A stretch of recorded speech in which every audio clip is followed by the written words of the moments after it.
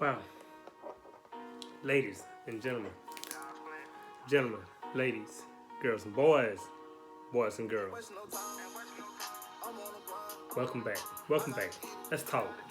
Let's talk today. I have some man. Let's talk today. Let's talk today. Let's do it today. Um, today, today, today. Uh, talk today with inspirational minutes with David. It's the title of our talk today is titled "Who Are You?" And if you don't know who you are, let me tell you. I did a video, I guess it was Monday. Um, the name of it is What's Understood Doesn't Need to Be Explained, or does it? And so on my YouTube, not my YouTube, but on my Facebook page, the Fly Optician, I was getting some feedback, some feedback of the video, and it was some was good, and some people um, they're just misled. They don't know who they are, so they're misled. It's amazing because I was at work and I thought about it. What I was going to talk about today. They had football today, beginning of the NFL, and I had to watch that. And so midway through, I said, "Let me go ahead." I was writing while I was watching the football game. I looked at some things that were said, and but when you look around today, circa 2020, in our politics, we see more than likely a white man, a rich white man, I may add, telling collared, working blue collared white people that their problem is people of color, black, brown, people of color. Now, here's the deal. I'm gonna give you a little bit of education, because we need to understand the historical perspective, the historical information, the historical pedagogy of what is symbolic, and that is symbolic of the entire his story of race and class and politics. You see, I'm gonna give you a little history about race, class, and politics in America. The history of the rich white men or white people telling working class and poor white people that their problems is gaining ahead of gaining or getting ahead in life is because of black people and brown people and people who are not white. That the black people are non-white people, or the poor working class people problems. So we're taking all the jobs, or they can't get ahead, and so this started brewing. So in the beginning of the 1600s in America, this is what happens. This is what happens. Around 1670, I should say, in 1670ish, there was no white race, white pride. There was none of those slogans going around. There were just Englishmen, Irishmen, Scotmen, come from different countries over here on this land trying to make a life, and a lot of them were indentured servants. A lot of them were indentured servants that were alongside with black and brown people who were indentured servants. Some was slaves for life. Some wasn't slaves for life. Some was indentured servants for 7 years, 10 years, working off of debt for the rich white elite to try to get ahead. So we was all in the same ballpark at one time. But it wasn't a white pride thing. It wasn't none of that at that time.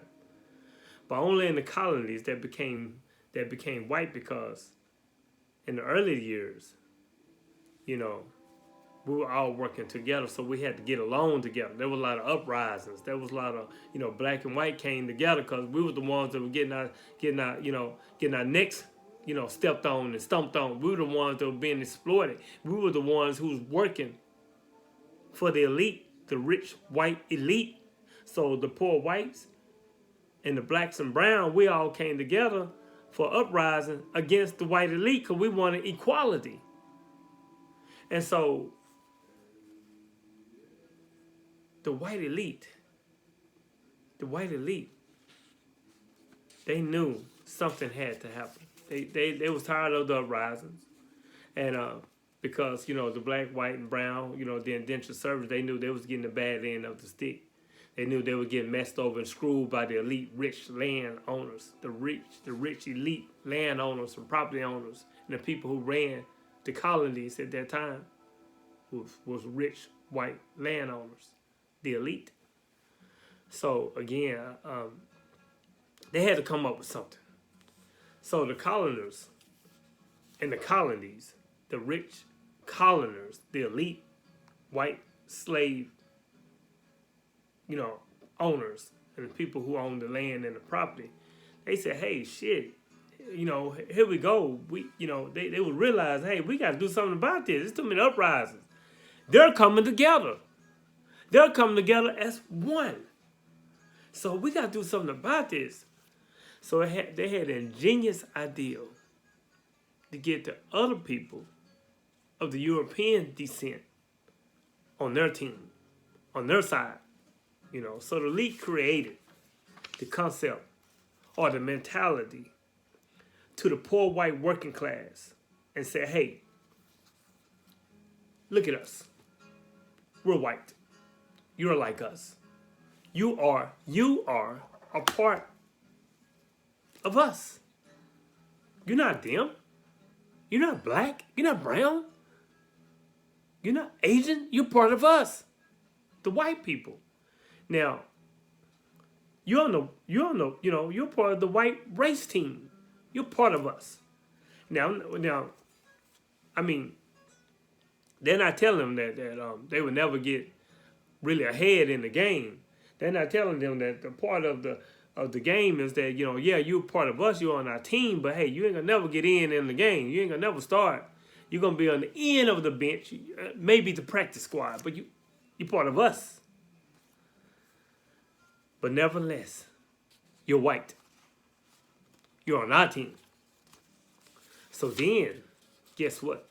The elite, started putting white people on slave patrols. And that's the origin of the police department. That's where police department, that's where it all started. It started from the slave patrols. So they gave them a little power. They gave them a little, leeway. Not giving them land or property or teaching them how to save their money or how to, get up there with the elite. We're just going to make you slave patrols. We're going to make the black and brown, we're going to make them slaves, for life. So they're not white. This white pride, now you're on our team. And we're going to give you a little position. You're going to control the slaves. I mean, they really didn't care about, the working class white or the poor whites. It was just an illusion. It was tricknology. They didn't give them any land or property except the power to control people of color. And again, that's the model of the police. And that's where policing gets its roots from, the system, or the systematic slave patrol. Yeah, I've been doing some searching. And, I'm going to let you know in these inspirational minutes with David, how this come about. You see, that's the history, not his story. That's the history, not his story. White pride and division started from that as well. That's where it all derived from. It was like, at least you're not black or brown or a slave or Chinese working on the railroads. You're white. Have pride. They're not telling them that you might not have much, at least you might not have much. You will never get up to our level, the elite white men. You'll never get to our level. That was the trickology. They didn't give them that much gain. But you're white. You're part of us. You're on the team. But you work for us. to keep them from us. And what they didn't realize, the white working poor, the poor white class, what they didn't realize that the elite didn't give a thing about them either. They didn't give a damn about them either. You know, the elite, they indoctrinated this working class poor whites, you know, with this concept, with this indoctrination, with this mentality that we see today. You know, you're better than them. You are white. You are white. Let's be realistic about this. You're white. You're better than them. So this technology was played during the Civil War era in the South. It got them as well. That they're better, you know, than the non-whites. You're white. Man, the rich white elite and landowners preach that you have to go out and fight for your rights. They're taking all your jobs. They even taking your women. They're gonna take over and they're gonna kill you and they're gonna just take over the land. But the rich white elite didn't tell the poor working class white people that, hey, we don't care about you either. You just like them. We're just using you. We are exploiting you. So they use, the rich white people use the poor white people to preserve the land and the riches of the white elite. Game recognized. But game wasn't recognized and still apparently has not been recognized as of today. You see, the poor white people were told that they had to fight for the white elite because the non-whites were going to take their jobs. We're going to take their women. We're going to take whatever little property that they were paying for from the white elites. The system of slavery not only worked against the blacks and non-white people, but in return, it worked against the poor working class, white class, the poor working class whites as well. So, fam, this started slavery. This started racism. Started and evolved over the centuries. It started over the centuries, over the hundreds of years. It has started and it has evolved. And it's still working today. 2020. It still has its roots. It still has its claws in American society. It still has the division. You know, and it's amazing because I would get some comments in my inbox from some working class white guys. You know, I didn't go there with them. I could have, but I didn't. I just told them, hey, you've been misled. You don't know. I forgive you. You know, because they are not realizing that the elite do not care about them either. When we come around as people, as humanity again, instead of mankind, where we working against each other, we will be a powerful force because the power is in the people, but the people has to come together. We have to come together as one, as one, as one, as one human race against the evil elite. And once you understand that, America will begin and will start and be great. America will start to see and wake up and come out their sleep, deep slumber of ignorance and be led in the right way. If you made it this far in our video, hit the subscribe button, hit the bell notifications, and also hit the like button. It helps the channel to grow. And my thing to you, ladies and gentlemen, I need you to research, evolve, be a critical thinker. I always say this, and learn to love yourself. First, love yourself, fly. Be fly. First, love yourself. And then let that energy go outward into your family, your friends, your neighborhoods. Do that. Learn to love yourself and learn to love humanity. There's no black, white. It's trichology. Hey,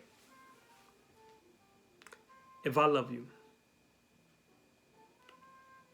then I love myself. And if I love myself, then I love you. My name is David. I am the Fly Optician. Follow me, the Fly Optician on Facebook, the_Fly_Optician on Instagram. And I need you to hold on to these talks, hold on to these inspirational minutes, share the knowledge, begin to evolve and grow. Okay? Can I hold you to it? Thank you in advance. I love you. Peace.